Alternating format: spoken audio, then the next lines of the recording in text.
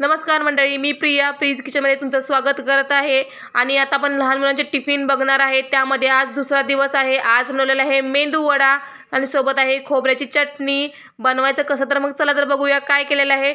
इथं 1 वाटी मी उडदाची डाळ आणि पाव वाटी तांदूळ घेऊन एकत्र छान असं मिक्स करून रात्रभर भिजत ठेवलेलं आहे आणि सकाळी मॉर्निंगला उठल्यानंतर ते छान असं मिक्सरला बारीक केलेलं आहे। आणि बारीक हे शक्यतो मोठं भरड असावी, जास्त बारीक करू नका, त्याने आपले वडे जास्त असे खुसखुशीत आणि आतून पोकळ होतात। बघा हे पीठ तयार करून घेतलेलं आहे मी इथे आणि यामध्ये आपण चवीप्रमाणे मीठ घालून घेणार आहे। इथे बघा साधारण मी अर्धा चमचा इथे मिठाचा वापर करणार आहे। आता एक जीव करून घ्यायचा आहे, सगळं एकत्र करून घ्यायचं आहे। इथे बघू शकता आपण मिऱ्याचा वापर केला नाही। चुकून जर मिरा लहान मुलांच्या तोंडात जर आला तर त्यांना तिखट लागेल म्हणून मिऱ्याचा वापर आपण इथे करत नाही आहे। आणि बघा तेल असं कढईमध्ये गरम करत ठेवलेलं आहे, बघू शकता इथे। आणि आता हे पीठ एकजीव करून घ्यायचं आहे। इथे आपण सोडा किंवा सोडा टाकलेला नाहीच आहे आपण इथे। आधी वडे सोडून बघायचे आहेत की आपले वडे खुसखुशीत तर होणार आहेत, कारण आपण तांदूळाचा वापर केलेला आहे। आणि पोकळ जर नाही झाले तर तुम्ही तिथे सोड्याचा वापर करा किंवा बेकिंग पावडरचा वापर करा। मी शक्यतो बेकिंग पावडरचा वापर करा असं सांगेल, कारण त्यानं काय होणार आहे, आपले वडे पूर्ण असे आतून पोकळ होऊन जाणार आहेत, बघू शकता इथे। आणि बघा एका हाताने वडा सोडायचा कसा तर काय करायचं आहे, माझं थोडंसं पीठ पातळ आहे त्यामुळे नीट वडे येत नाही आहेत, पण थोडंसं पाण्याचा आधार घेऊन आपल्याला छान असा गोळा तयार करून घ्यायचा आणि मध्ये होल पाडायचा आहे। आणि बघू शकता इथे थोडंसं नॉर्मली होल होतं, जास्त होत नाही आहे इथे। आणि टाकताना थोडंसं अलगद टाकायचं, नाहीतर काय होणार आहे, असं गोल राऊंडमध्येच वडे बनतील आपले। नेहमी लक्षात ठेवायचं आहे की वडे आपण जेव्हा तेलामध्ये सोडतो तेव्हा तेल हे गरमच असलं पाहिजे आणि शक्यतो लवकर असं उलटायचा प्रयत्न करायचा नाही आहे। थोडासा आकार येऊन द्यायचा आणि गॅस कमी करून आपण मग असं वड्याला थोडंसं अलगद असं उलटाण्याचा वापर करून पलटी करणार आहे।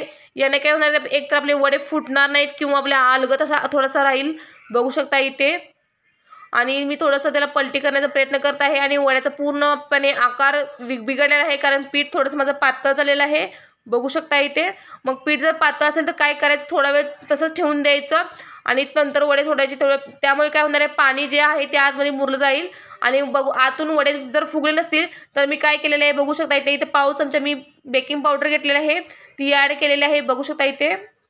नेहमी लक्षात ठेवायचं, सुरुवातीला 1-2 वडे सोडून बघायचे पोकळ होत आहेत का, नाहीतर काय होणार आहे, जर तुम्ही बेकिंग पावडर जर ॲड केली आणि वडे आपले पहिल्यापासून जर पोकळ होत असतील तर ते जास्त तेल ओढून घेतील, म्हणून ही काळजी घ्यायची आहे आपल्याला। बघा हा पहिला घाणा माझा निघलेला आहे, बघू शकता इथे। आणि कलर हा डार्क येऊपर्यंत कमी गॅसवर भाजून घ्यायचा आहे।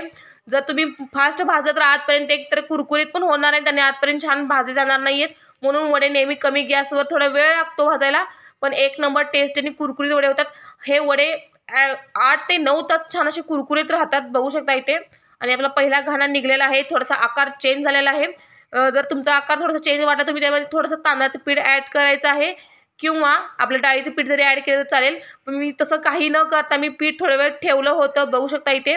पुन्हा मी तुम्हाला दाखवते, बघा आता हे पीठ थोडंसं फुगलेलं आहे चांगलं आणि छान असा आकार येत आहे राऊंड शेपवाला, पण थोडंसं मोडत आहे कारण एका हाताने मी करते।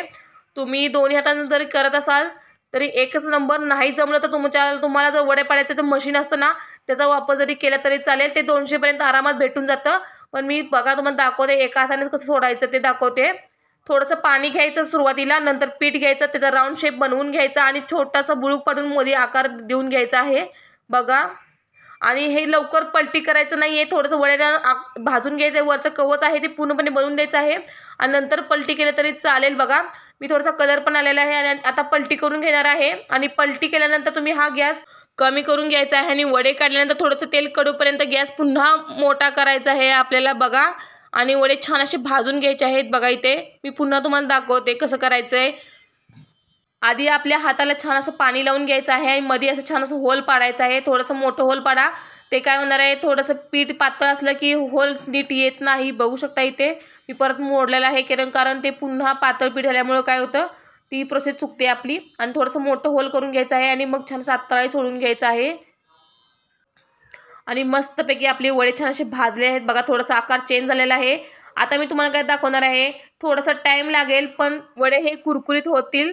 आणि बघा मी नेहमी काय करते, गरम तेलामध्येच फोडणी देते, देण्याची ट्रिक आहे माझी। मी काय केलेलं, पळीमध्ये थोडंसं मोहरी टाकून आहे त्यातलेच तेल ॲड करून मी असं ठेवलेलं आहे, बघू शकता इथे। आणि या दोन्ही पण होतात, एक वडे पण भाजले जातात आणि छान अशी मोहरी पण कडकडली जाते, बघा इथे। ही ट्रिक मी नेहमी वापरते, कारण जर सेपरेट भांडं घाण होतं ना आपली चटणी करताना, किंवा जर तुमच्याजवळ तडका पॅन नसेल तर ही ट्रिक वापरायची आहे. बघू शकता इथे मी परत थोडंसं तेल कमी केलेलं आहे आणि कमी तेलामध्येच मी छान अशी मोहरी कडकडून घेणार आहे. हे साधारण 1 मिनिटामध्ये मोहरी कडकडली जाते आणि सोबत आपले वडे पण छान असे भाजले जातात. बघू शकता इथे. आणि थोडीशी मोहरी कडकडली की आपली पळी बाजूला काढून घ्यायची आहे आणि त्यामध्ये थोडंसं असं आपण हळद टाकून घ्यायची आहे. मी नेहमी मोहरी आणि हळदीचीच फोडणी देते खोबऱ्याच्या चटणीला. जिऱ्याचा वापर कधीतरीच करते, कारण जिऱ्याचा वापर पेक्षा मोहरीच्या नुसत्या फोडणीचा वापर जर केला तर टेस्टला अजून छान लागते. बघू शकता इथे. आणि आपल्याला थोडीशी मोहरी कडकडलेली आहे आणि थोडीशी हळद टाकलेली आहे आणि आपली ही फोडणी तयार झालेली आहे बघा. आणि सेम प्रोसेस आहे. मिक्सरच्या भांड्यामध्ये मी डायरेक्ट टाकून घेतलेलं आहे. यानं काय होणार आहे, माझी भांडी पण धुवायचं ताप वाचणार आहे इथे आणि जास्त भांडं पण आपलं घाण होत नाही. बघू शकता इथे. आणि छान अशी आपली चटणी तयार झालेली आहे.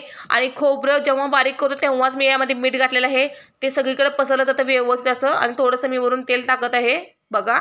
अशी झालेली आपली खोबऱ्याची चटणी. कमी वेळामध्ये दोन्ही पण रेसिपी तयार आहेत आणि भांडी पण मोस्टली घाण अजिबात झाली नाहीत. बघू शकता इथे आपले. आणि वडे पण छान असे आपले कुरकुरीत छान असे भाजून झालेले आहेत बघा इथे. वासावरूनच ओळखलं पाहिजे की तुम्ही काय बनवलेलं आहे. मुलांना प्रोटीनयुक्त डबा पण मिळालेले आणि मुले आवडीनं पण टिफिन खातात. बघू शकता इथे. आणि मी टिफिनमध्ये थोडंसं जास्त देते, कारण मुलं टिफिन शेअर करायला पण शिकली पाहिजेत ना. आमच्या टीचर आहेत ना आरवीच्या, त्या मुलांना टिफिन शेअर करायला सांगतात, म्हणून मी थोडंसं जास्त देते. बघा इथे मी 4 वडे घातलेले आहेत मस्तपैकी असे. आणि छान असं टिफिनमध्ये चटणी थोडीशी घातलेली आहे. कमेंट करून नक्की सांगा टिफिन कसा वाटला आणि ही ट्रिक कशी वाटली तेही नक्की सांगा. सबस्क्राईब करायला विसरू नका नवीन असाल तर.